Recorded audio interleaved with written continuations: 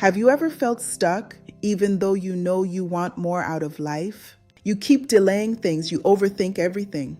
You stay comfortable, but deep down you're unhappy. And the scary part, you may not even realize that fear is controlling your decisions. Fear doesn't always look dramatic. Sometimes it looks responsible. Sometimes it looks logical. Sometimes it even looks like playing it safe. No wonder Les Brown states that too many of us are not living our dreams because we are living our fears. In today's video, we're going to talk about the major signs that you may be living your life in fear, and how that fear quietly steals opportunities, confidence, relationships, and growth.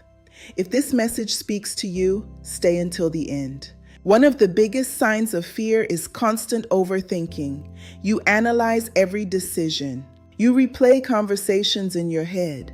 You imagine worst-case scenarios before anything even happens. Instead of taking action, you stay trapped in your thoughts. Fear convinces you that if you think long enough, you can avoid failure, rejection, embarrassment, or pain. But the truth is, overthinking is often fear wearing a smart outfit.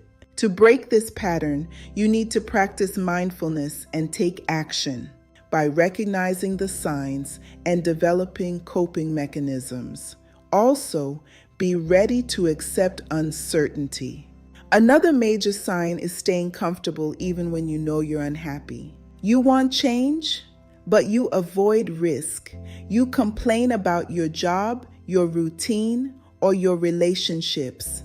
Yet you stay exactly where you are because the unknown feels terrifying. Fear loves familiarity. Even painful situations can feel safer than uncertainty. Growth requires discomfort, and fear will do everything possible to convince you that comfort equals safety. But comfort can slowly become a prison. You keep waiting, waiting to feel ready, waiting to feel confident, waiting for certainty. Fear keeps people trapped in preparation mode forever, and life keeps moving while they hesitate. If you constantly need approval before making decisions, fear may be running your life. You worry too much about what people think. You change yourself to avoid criticism. You stay quiet to avoid judgment. Fear of rejection can make people abandon their true personality just to be accepted. Some signs you may see in people that always validation includes always seeking for confirmation for things they should ordinarily know, difficulty in making decisions, over-apologizing for even things that don't warrant an apology, seeking praises for routine tasks. The need for constant violation could be due to various reasons, including childhood experiences and mental health issues like anxiety. The problem is, Carlo, when you live for validation, you stop living authentically. You become a version of yourself designed to keep other people comfortable, and that slowly destroys confidence. A lot of people think procrastination is laziness. In my previous video, I have already discussed how everyone called lazy is not actually lazy. Many times, procrastination could be fear. Fear of failure, fear of not being good enough, fear of success, fear of being judged. So instead of trying, you delay, you distract yourself, you wait for the perfect time.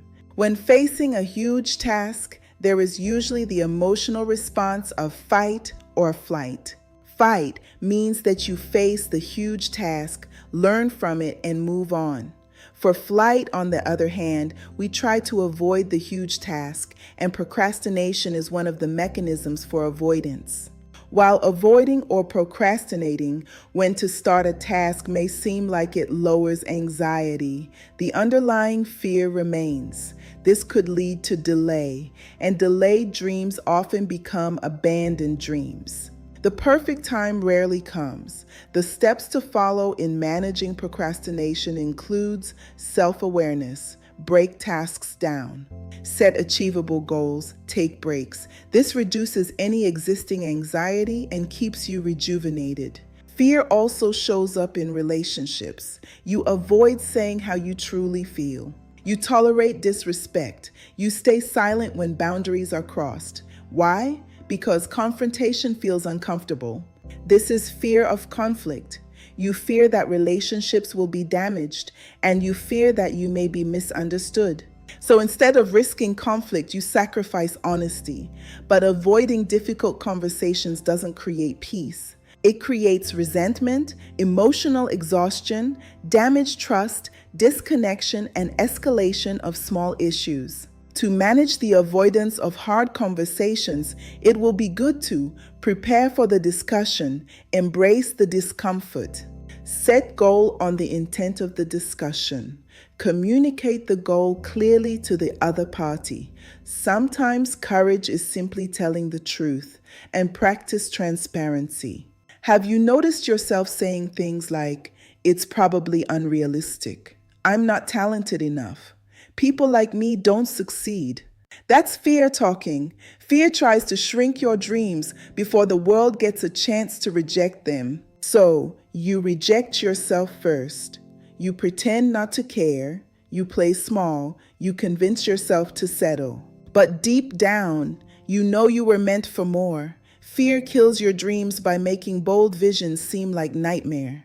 It makes you feel like you are an imposter, you will be judged, it is impossible, and that it is better to dream smaller. To challenge this concern of downplaying your dreams, outline the worst-case scenarios, find alternatives or solutions. Remind yourself of lessons you would gain by taking actions on your dreams. Ask yourself whether it would be more painful to stay where you are, and be kind to yourself. Here's the truth. Fear is a normal part of life. Everyone feels it. The difference is that some people allow fear to make all their decisions, while others move forward despite it. Courage does not mean you're never afraid. Courage means you stop letting fear decide who you become. Your future may require uncomfortable decisions, hard conversations, big risks, new beginnings. But on the other side of fear is growth, freedom, confidence, and the life you truly want. So ask yourself, am I building my life around purpose or around fear? If this video spoke to you, leave a comment below with one fear you're determined to overcome. Don't forget to like, subscribe, and share. And remember, a small step taken in fear is still a step forward. I'll see you in the next video. Thanks for watching.